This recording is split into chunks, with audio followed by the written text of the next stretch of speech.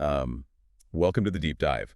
So our mission today is to really explore how this tiny, seemingly insignificant code refactoring exercise actually reveals a massive paradigm-shifting philosophy. A philosophy about, well, how we structure our logic and our actions. And we're pulling this from a really fascinating blog post by a developer named Ang. Right, yeah. It's titled Notes on Haskell Programming, Part 149, Function Colors and the Functional Core Imperative Shell. And this was published on May 30, 2026.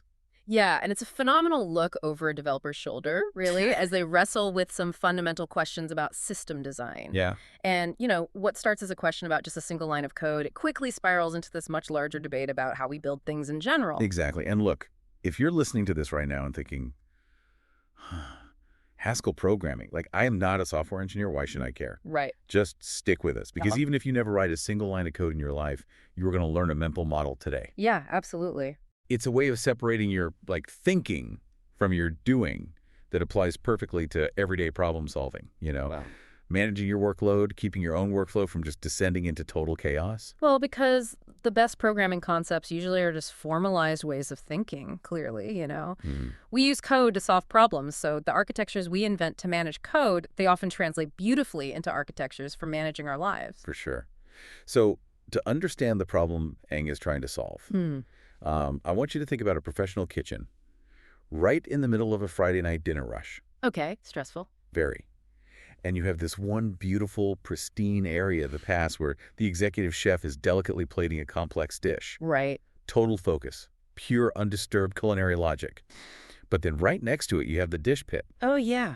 Sizzling pans being thrown in, servers shouting orders, water splashing everywhere. It is the messy, unpredictable reality of actually interacting with the dining room.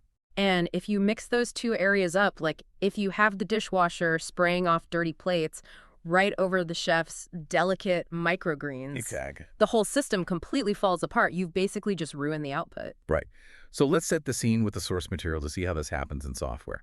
Because Ang is in the middle of writing a program, specifically this function called convert to ebook.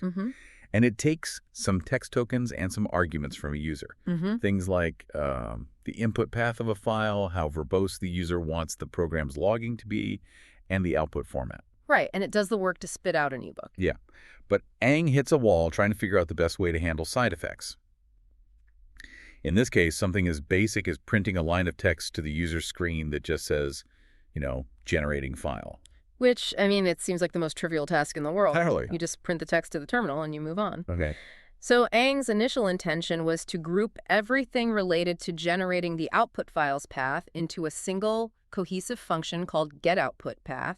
And the idea was that this one function would do the math to calculate the new file path. And it would simultaneously print a message to the terminal saying, generating path. Right, which on the surface, that makes total sense. You want the thing that makes the path to be the thing that announces the path. Yeah, exactly. Because if I'm thinking about object-oriented programming, which is what most of us are at least tangentially familiar with, that's kind of the whole point. Right. You build a self-contained food truck. The truck stores the ingredients, it cooks the food, it takes your money, and the cook yells your order number out the window.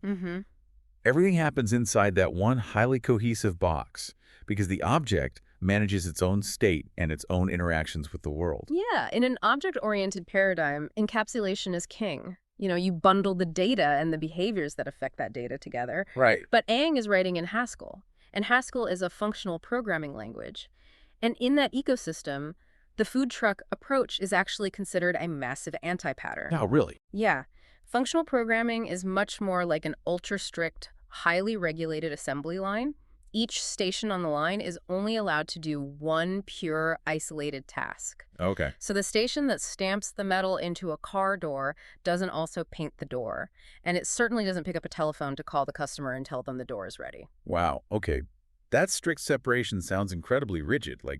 Why ban the food truck? Well, it comes down to this invisible property of the code that Ang describes as function color. Function color. Yeah, and this is a major conceptual hurdle for programmers moving from imperative languages like Python or Java over to functional languages. In this context, we have to look at the hard dividing line between pure and impure functions. Okay, so break that down for us. So a pure function has no color, It has 0 side effects. If you give a pure function the same input, it will always give you the exact same output 100% of the time. Okay. Think of a calculator adding 2 plus 2. It doesn't check the weather. It doesn't read a file on your hard drive. It just returns 4. Right, it's pure logic. Yeah. It operates in a complete vacuum. Exactly. But an impure function is colored by side effects. Okay. And a side effect is simply any interaction with the outside world. So reading a file, updating a database, or in Eng's case, printing a line of text to the terminal using the putstrlen command. Right, the put string line command. Right. That interaction with the outside world, what we call I/O, or input-output, that colors the function. So because Eng's original getOutput path function had that one single command to print text to the terminal, the entire function became colored. Yes. So is this side effect color essentially like dropping a single drop of food coloring into a massive glass of water? Like once one line of code has to interact with the messy outside world, does it permanently tint everything that touches it? That is exactly it, yes. And the contagion doesn't stop there either. Really? Yeah, because getOutputPath was now an impure colored function. Every other function in the entire program that needed to call it was forced to become colored too. Oh, wow. They all get dragged in. They all get dragged into the I/O context. And Eng notes in the blog post that Haskell actively punishes you for this by forcing you to use a very specific, tedious syntax. You have to use this little left-pointing arrow symbol just to unwrap the value from the I/O context. Oh, so the language is actually making it annoying on purpose. Exactly. It's explicitly making it difficult for you, throwing up a roadblock to remind you, hey, you are handling dangerous, unpredictable data that touched the outside world. Wow. And you are completely blocked from ever using that path-generating math in a pure, predictable context again. So the only way to get the food coloring out of the water is to just never put it in the glass in the first place. Yeah. You have to rip that print statement entirely out of the math function. And that is exactly the refactoring fix Eng implements. Oh, nice. Eng decouples the pure logic from the messy side effect. The print command is removed from getOutputPath entirely and moved up the chain to the caller function, convert to ebook. Okay, so what happens to the math function then? Now, getOutputPath goes back to just being a calculator. It takes the original file path and the format, does the string manipulation to change the file extension, and hands back the new path. With no side effects. No side effects, no printing to the screen. It is completely pure again. You know, it's funny. This feels like such a tiny granular fix. Literally just moving one line of text from one block of code to another block. Right. But it actually points to a much larger structural philosophy, doesn't it? It does. It illustrates one of the most powerful software architecture patterns out there, which the source post is actually named after. The functional core imperative shell. Ah, okay. The title of the post. Yeah. And this architecture is really a concession to reality because real-world programs must have side effects. Of course. A program that doesn't take input from a user or produce some kind of output is completely useless.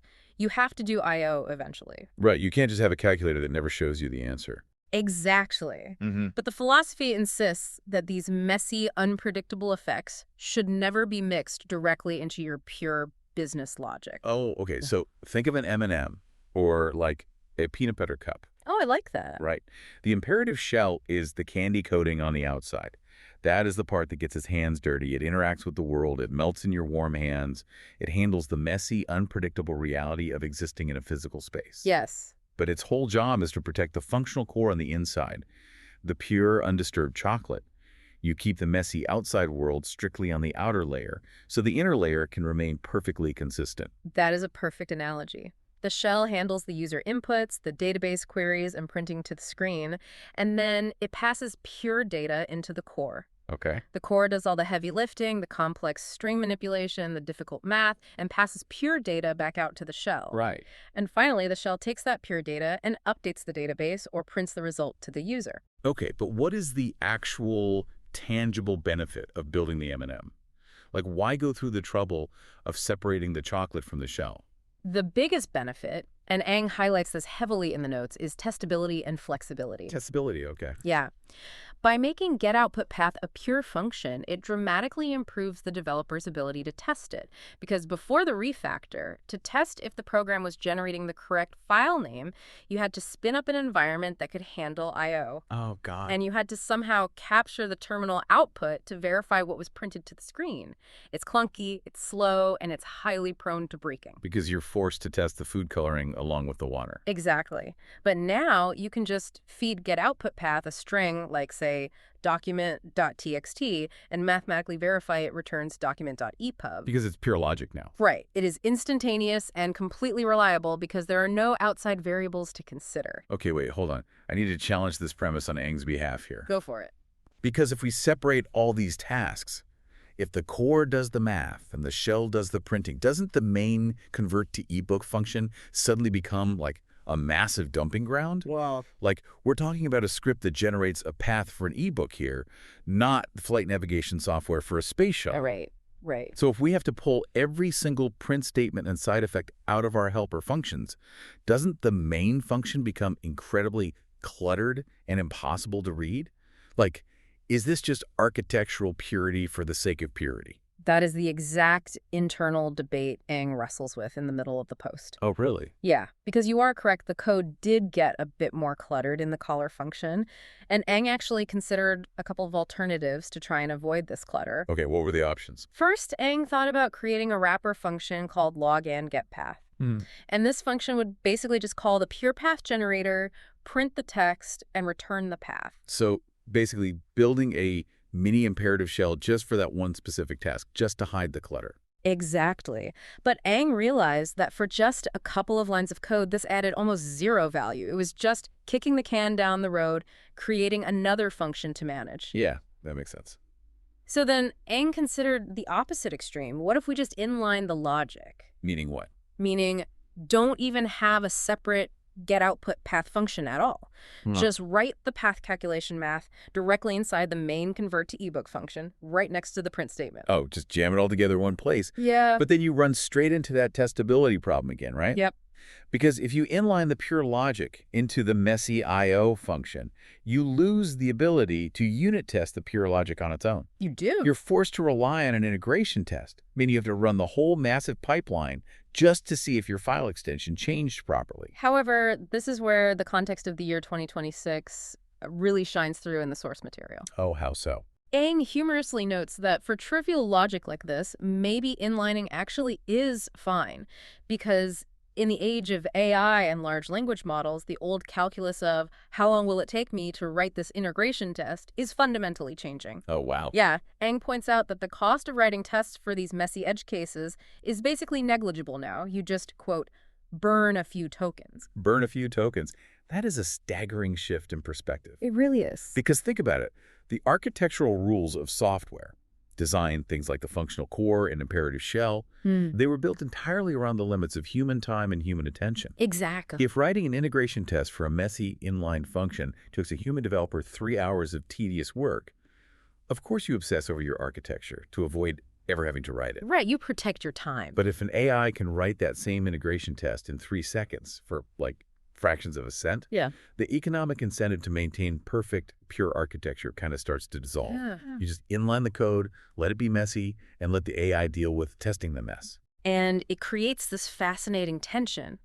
Does relying on AI to test messy code create massive technical debt down the line, or is it just the new reality of development? That's the million-dollar question. Right, and Aang clearly wrestles with this, but ultimately decides not to settle for the messy solution. Oh, good. So the architecture wins out. Sort of, because while inlining ruins testability and separating the function entirely clutters the file, Aang goes searching for a middle ground. Okay, so pulling it out clutters the code, but inlining ruins the testing. Yeah. It seems like you'd need a way to somehow nest the pure logic safely inside the main function without making it global to the rest of the file. Which is exactly what Haskell provides. It has an incredibly elegant tool for exactly this scenario.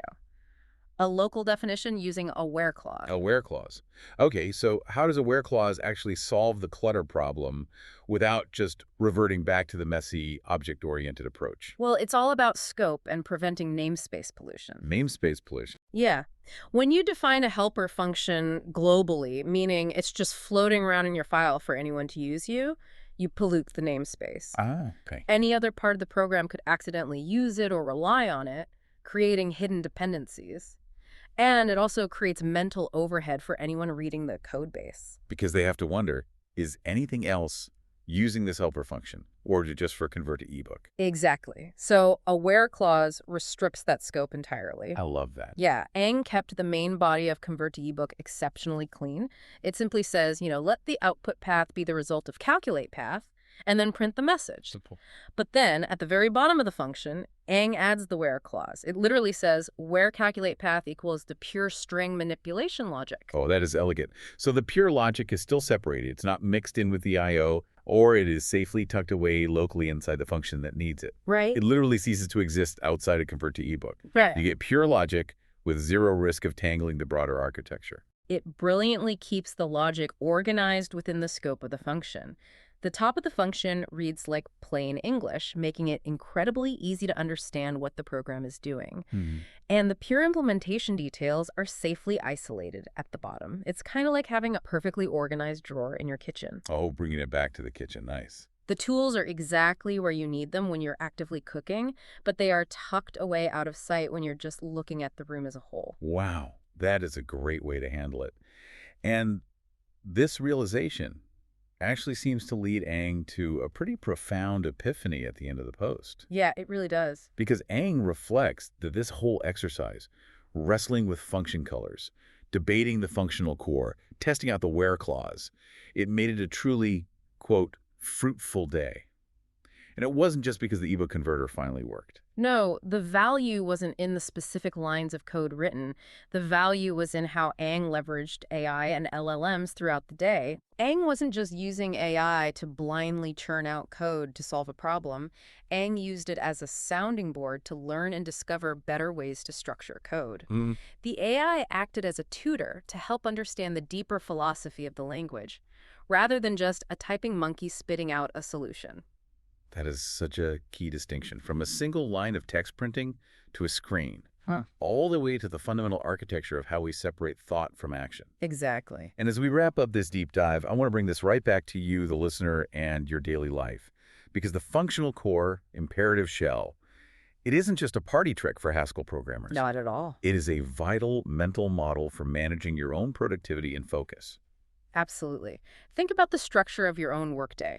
Your functional core is that deep, focused thinking time. Yes. Writing a complex proposal, analyzing a tough set of data, doing the hard creative work.